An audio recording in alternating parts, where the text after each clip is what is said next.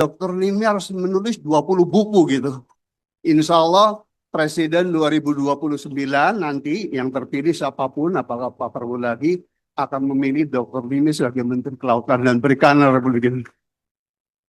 Baik, jadi saya hanya ingin memperkuat dan menambahkan apa yang sudah ditulis oleh Dokter Nimi ya. Karena itu penambahan saya, kalau Dokter Reni itu valuasi ekonomi hanya untuk mewujudkan kedaulatan pangan, Bang Mus. Kalau menurut saya, I have the great belief bahwa sektor kita itu, Pak Indra, bukan hanya kedaulatan pangan, mewujudkan Indonesia Emas 2045 pun harusnya bisa. Kalau kebijakannya ada, jangan deep environmentalist, nggak boleh ini, nggak boleh itu, bakar, tenggelam, moratorium gitu. Jadi itu misi saya untuk Dr. Mimi, jadi jangan menunjukkan diri bahwa sektor kelautan itu hanya untuk pangan, tetapi sebenarnya untuk makroekonomi secara keseluruhan. Next, lanjut. Eh, Langsung bisa dioperasikan sendiri ya. Nah, saya ingin mengingatkan kita semua yang insan perikanan, kebetulan ada senior saya Bang Rizal Sarif, ini beliau orang teknologi pangan itu. Ada 3 fungsi. Lanjut, menurut Undang-Undang Kementerian Negara, Pak Indra. Lanjut, eh, saya ini biasa jadi bos jadi itu.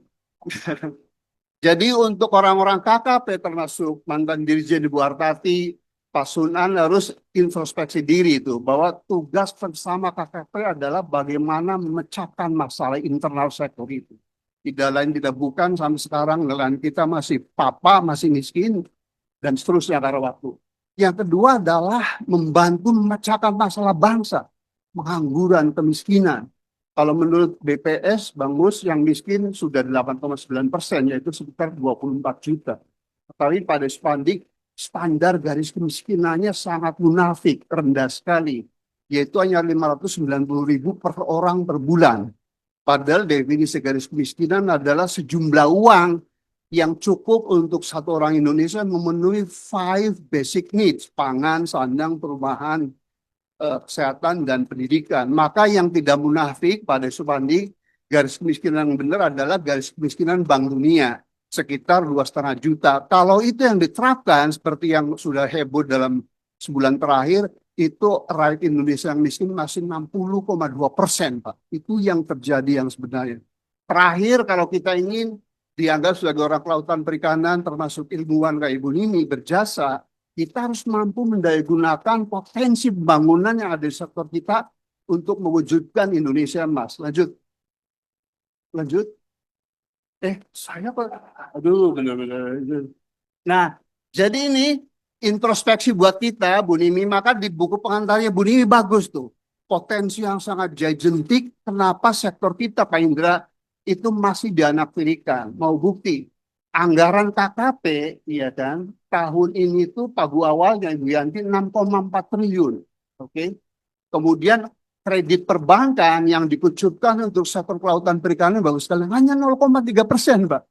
Kredit perbankan yang paling tinggi itu teralokasikan untuk pedagang eceran sekitar 21%. Nomor kedua sektor industri pengolahan, nomor ketiga sektor pertambangan dan energi. Jadi kita masih dianaktirikan.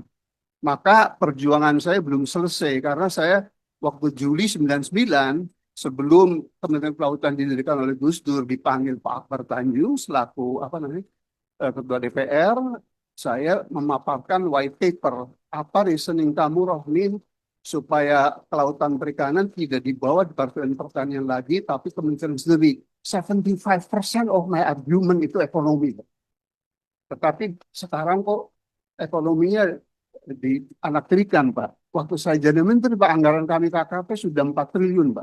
Sedangkan anggaran pabungaran pertanian itu hanya 6 triliun. Jadi kita 2/3-nya. Sekarang Ari Suroso pertaniannya Pak Amran dapat 29,2 triliun. Pak Trenggono ya Bang Mus hanya dapat 6,4 triliun. Padahal tema kita poros maritim dunia. So must be something wrong dengan cara-cara orang KKP meyakinkan Menteri Keuangan dan DPR. Lanjut lagi.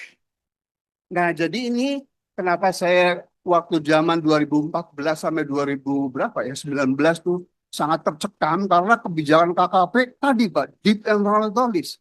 Nggak boleh ini, nggak boleh itu, dan ini terbukti, Pak. Pelarangan cantrang secara membabi buta itu ternyata menurut penelitian Dr. Mimi itu merugikan sekitar 3,5 triliun per tahun atau setara dengan 2,5% PDRB Provinsi Jawa Tengah. Itu kan big loss itu ya. Jadi kita masih negara berbadan menengah. Kalau kita ingin disebut sebagai negara makmur, harusnya pendapatan per kapitanya Dr. Suraginta itu 14.000 US dollar per orang per tahun. Kita baru 4.870. Jadi dalam bahasa Acehnya, kelahiran Bang Mus dan Pak Iskandar masih jauh panggang apa, dari api, Pak. Maka kalau ada pejabat negara yang mempersulit orang berbisnis, yang mempersulit orang investasi, menurut saya itu penjajah modern.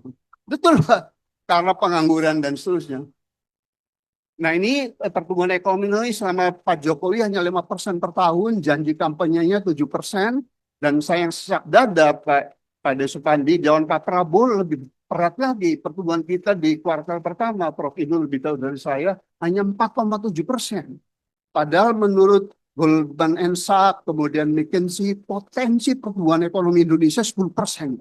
Jadi kalau kita hanya tumbuh 5% zaman Jokowi, 4,7% zaman Pak Prabowo ini pasti something wrong gitu. Yang harus makanya salah itu. Dan seterusnya ini kemiskinan. Terus, nah ini saya ingin semua kita Bang Mus mencermati data dari FAO. Jadi untuk orang Indonesia itu membeli makan bergizi, Bu Nini hanya perlu 22.000 rupiah per hari itu. Ya kan? Dan ternyata ada 187 juta orang Indonesia, Prof. Rizal Sarif, yang tidak mampu punya uang 22.000 itu. Ini kan mencengangkan kalau korupsi timah 330 triliun. Pertamina kemarin berapa? 1.000 triliun, Pak. PLN ini kan biadab, betul nggak? Sementara rakyat 187 juta tuh nggak punya uang 22.000. Dan itu saya buktikan waktu saya berjuang jadi anggota DPR di Nirmal Cirebon, ada 50% rumah Pak Indra yang dihuni oleh lebih dari 2 kepala keluarga. Karena apa? Ini anaknya nggak kerja, ikut orang tuanya. Anak kedua kerja, tapi UMR Cirebon, Bang, usahanya 2,6 juta, boro-boro beli rumah, makan sehari-hari. Itu realitas kita, Pak. Realitas kita itu. Saya sorry kalau ngomong gini bukan marah, tapi untuk supaya kita apapun peran kita terus kontribusi untuk negara ini, dasar pemikiran